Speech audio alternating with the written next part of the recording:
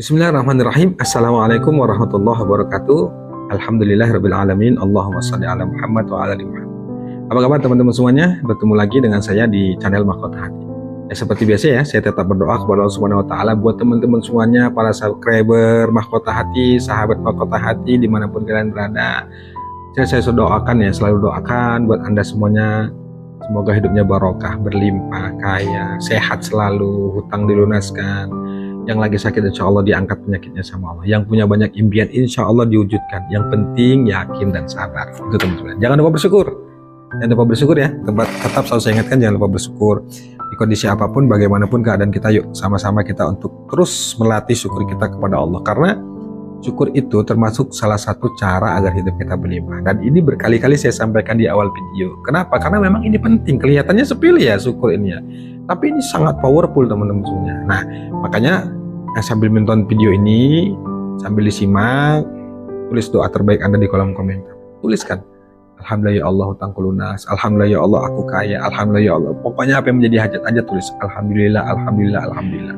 Insya Allah ketika video ini ditonton oleh banyak orang, jutaan orang dan diaminkan, insya Allah doa kita cepat dikabulkan Allah. Nah, buat teman-teman semuanya, saya ingatkan kembali ya, yang ingin bergabung di grup Mahkota Hati, monggo japri saja, ini nomornya. Kita ada grup umum gratis dan kita ada kelas online. Pokoknya japri aja saya ya. Baik teman-teman semuanya, hari ini saya ingin ajak teman-teman semuanya ya untuk mengamalkan dua amalan yang kalau dua amalan ini kita lakukan, kita istiqomahkan, kita rutinkan, kita dawamkan dalam mengerjakan ini, insya Allah saya yakin 1000% hidup Anda akan berubah. Hidup Anda akan berubah. Intinya istiqomah, yakin, konsisten, dawamkan apapun yang terjadi pada diri Anda, lakukan, kerjakan, amalkan. Insya Allah pertolongan Allah datang dan insya Allah hidup Anda akan berubah. Nah, apa dua amalan ini? Yang amalan dua sebelum saya sebutkan, dua amalan ini termasuk sampai hari ini tuh amalannya nggak pernah putus saya kerjakan. Alhamdulillah, saya tetap berharap saya kerjakannya sampai akhir hayat. Dua amalan ini menjadi amalan ini ya, amalan yang menurut saya itu benar-benar ya merubah keadaan saya. Menurut saya bukan menyepelekan amalan yang lain, tidak, tapi bagi saya dua amalan ini kalau nggak saya kerjakan rasanya itu gimana gitu, ada yang kurang gitu. Nah, dua amalan ini sederhana, singkat, dan saya yakin teman-teman pasti tahu dan pasti pernah dengar, bahkan pernah mengamalkan ini. Cuma mungkin teman-teman tuh nggak istiqomah, mungkin kurang yakin, kurang sabar dalam mengamalkannya. Sebenarnya ketika kita mengamalkan amalan apapun itu kan kuncinya sabar, istiqomah, terus menerus dikerjakan. Nah, yang kebanyakan terjadi ini kan, apalagi yang WA ke saya ini kan, padahal semalam baru tanya itu, Pak amalan apa ya supaya dagangan laris? Saya jawab itu sholawat, saya bilang. Nggak beberapa hari kemudian tuh dia tanya lagi, Pak hari ini dagangan saya sepi terus, apa ya amalannya? Tanya amalan lagi, padahal kemarin udah baru saya bilang amalannya sholawat. Saya itu selalu bilang ke teman-teman ya, bahwa ketika dia tanya amalan itu saya selalu bilang untuk mengajak kita semua, Anda semua itu banyakin sholawat.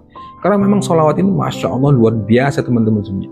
Dengan kita perbanyak sholawat aja insya Allah hidup kita berkah, barokah. Cuman kenapa ketika kita mengamalkan sholawat itu nggak terasa?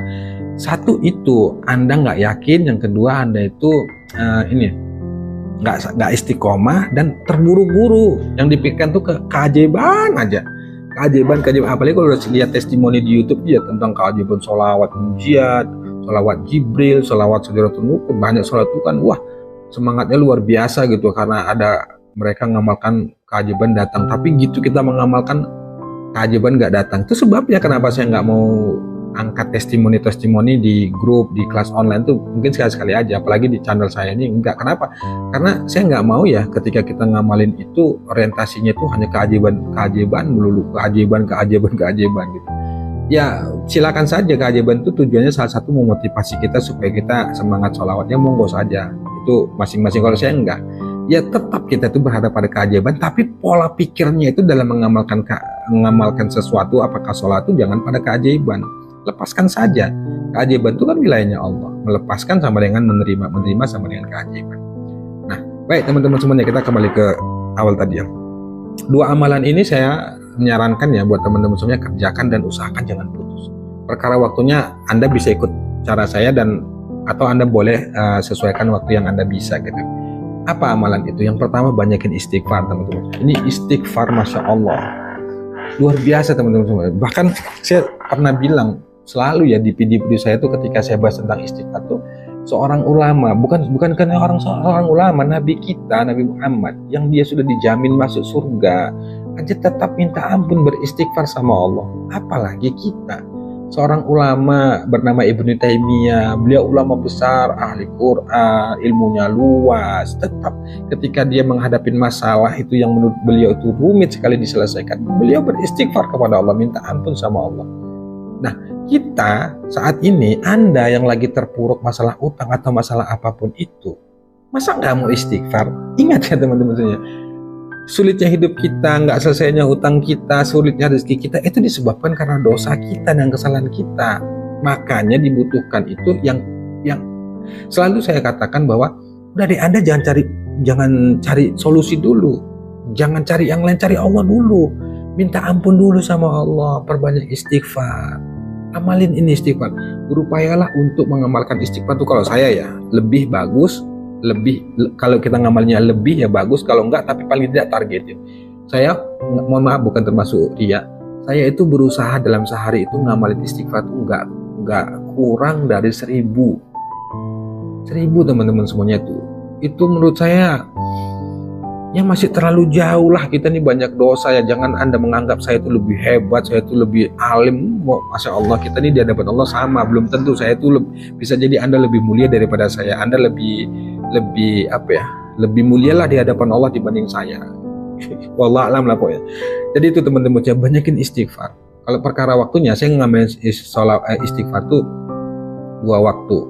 2 waktu tuh selesai sholat maghrib itu kan saya salat tobat. Selesai salat tobat itu saya banyakin istighfar, astagfirullahaladzim 1000 kali.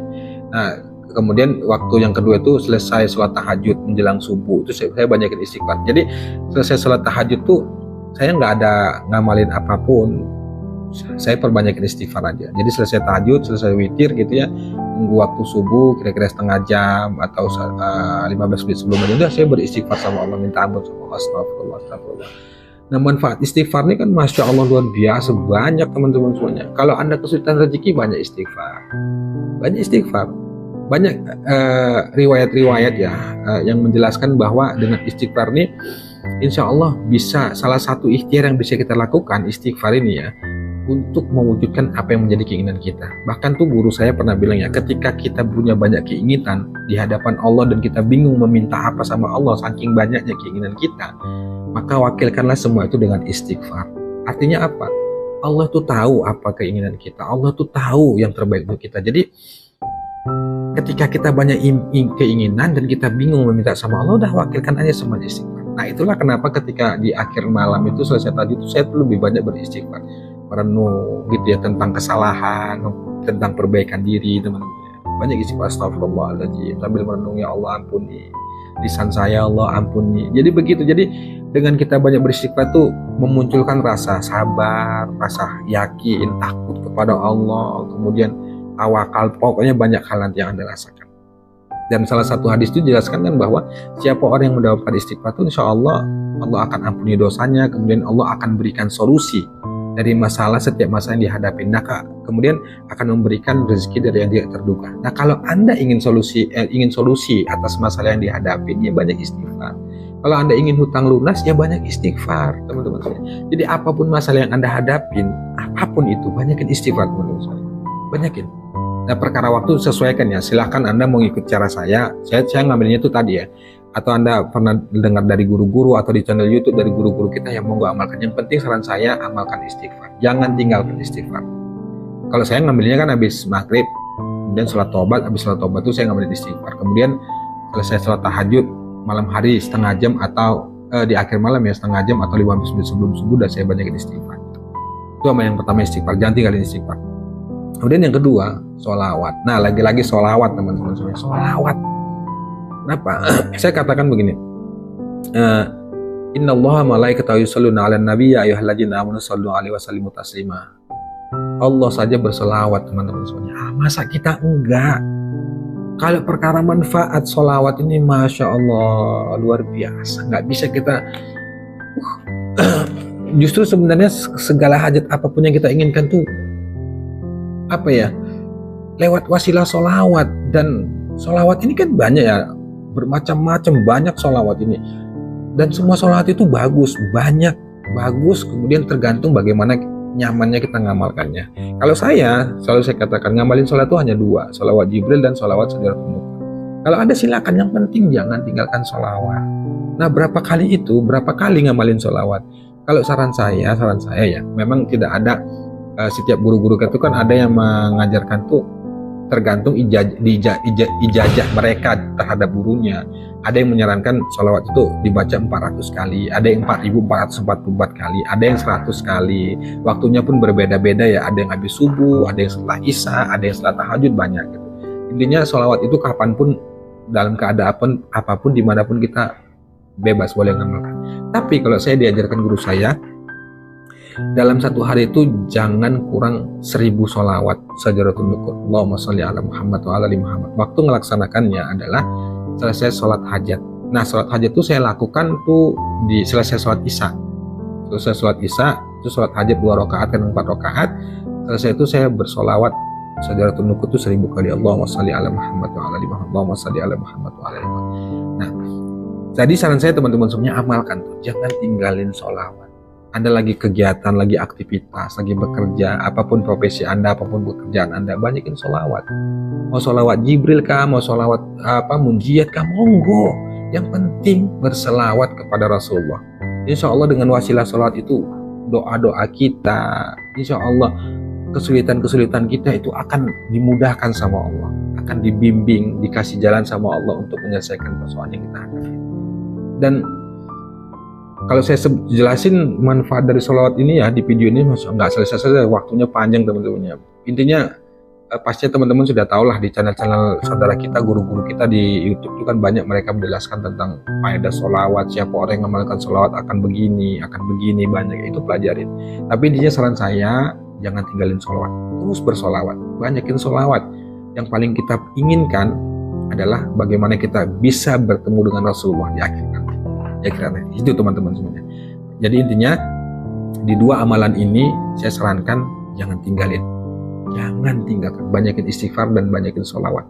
Bukan berarti amalan yang lain nggak kita amalkan ya, boleh amalkan, semua amalan itu baik. Tapi cara kita untuk dekat ke Allah itu kan banyak, bisa lewat istighfar, sholawat, baca Quran, monggo saja. Tapi 2 hal ini jangan tinggalin teman-teman. Itu ya, semoga bermanfaat. Assalamualaikum warahmatullahi wabarakatuh.